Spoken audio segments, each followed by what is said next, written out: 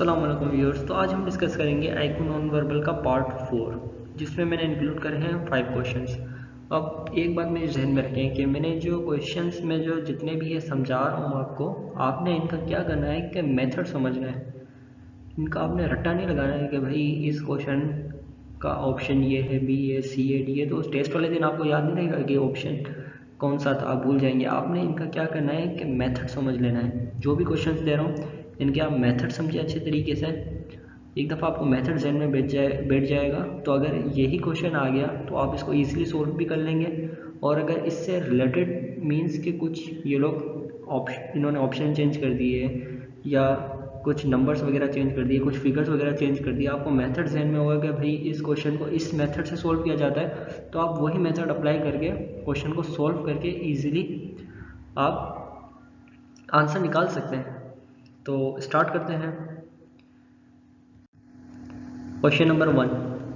Question number 1 में देखें कि क्या बोल रहा है हमें, which is the missing square. अब इनमें से कौन सा स्क्वायर मिस है। अब देखें कि आपके पास ये 3 फिगर्स दी हुई। अब इन 3 फिगर्स को समझ के आपने ये चौथी फिगर निकालनी है। अब देखें यहाँ पे ये ब्लैक डॉट है और ये किस डायरेक्शन में है, अपवर्ड डायरेक्शन में, मीन्स कि ये नॉर्थ, ये इधर, तो ये क्या हो गया, वेस्ट। ये इस तरफ है लेफ्ट साइड, तो ये ईस्ट डायरेक्शन में, ईस्ट मीन्स कि 4 हमारे पास डायरेक्शन होती है ना, नॉर्थ, साउथ, ईस्ट और वेस्ट, ईस्ट और वेस्ट। तो ये कितनी हो गई हमारे पास, ये 3 तो हो गई, बाकी बची कौन सी, साउथ।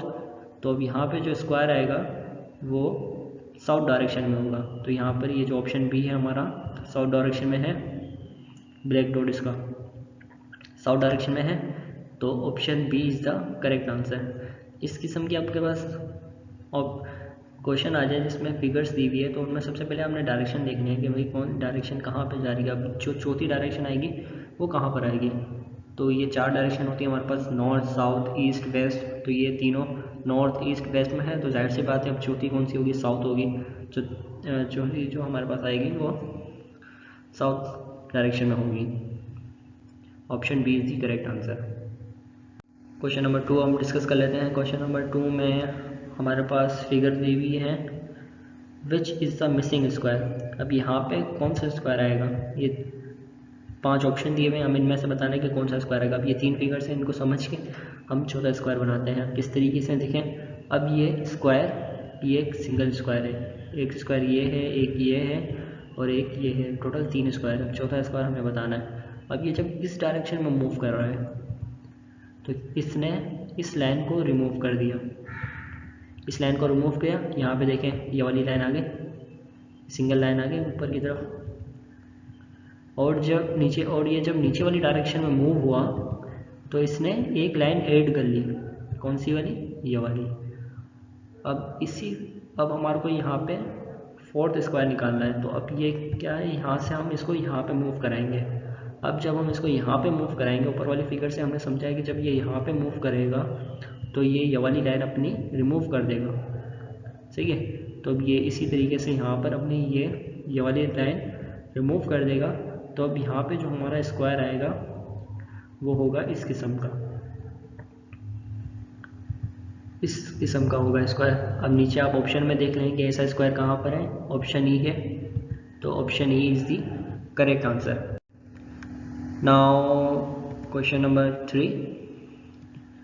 क्वेश्चन नंबर 3 हमारे पास ये फिगर्स दी हुई हैं, which is the missing square. अब ये 3 स्क्वायर दिए हुए हैं, इन्हीं को समझ के आपने चौथा स्क्वायर बताना है कि कौन सा स्क्वायर मिस है।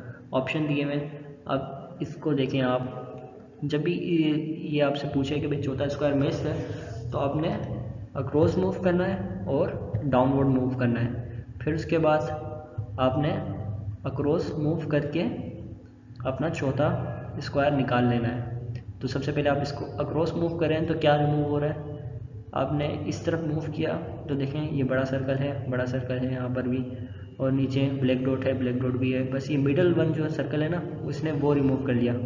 जब आपने इस डायरेक्शन में मूव किया तो इसने मिडल वन सर्कल को रिमूव कर दिया, और आप जब डाउनवर्ड मूव कर रहे हैं तो ये जो बड़ा सर्कल है बाहर वाला वो रिमूव कर रहा है। अब इसी तरीके से हम यहाँ पर देखेंगे कि भाई जब ये इस तरफ मूव करेगा तो जाहिर सी बात है ऊपर इसने क्या किया था, मिडल वन सर्कल रिमूव कर दिया था, स्मॉल वन। तो यहाँ पे ये स्मॉल वन सर्कल है, ये रिमूव कर देगा, तो यहाँ पे जो फिगर आएगी सिर्फ ब्लैक डॉट होगा यहाँ पर। तो कौन सा ऑप्शन है, ऑप्शन ए। यहाँ पे जो स्क्वायर आएगा उसका सिर्फ ब्लैक डॉट होगा, क्योंकि ये जब इसने यहाँ पे मूव किया तो अपना मिडल वन सर्कल को रिमूव किया है, तो ये वाला सर्कल रिमूव करके option A is the correct answer. Question number 4 discuss कर लेते हैं। क्वेश्चन नंबर 4 हमारे पास कुछ फिगर्स दी हुई हैं और फिगर्स में जो मिसिंग स्क्वायर है हमें वो बताना है। ऑप्शंस हमारे पास सारे दिए हुए हैं। अब देखें यहाँ पर आप अक्रॉस भी मूव कर सकते हैं इस डायरेक्शन में और डाउनवर्ड भी मूव कर सकते हैं। डाउनवर्ड तो मैं यहाँ पे डाउनवर्ड सेलेक्ट करता हूँ, डाउनवर्ड मूव करके हम यहाँ पे समझते हैं कि भाई किस तरीके से ये स्क्वायर आएगा।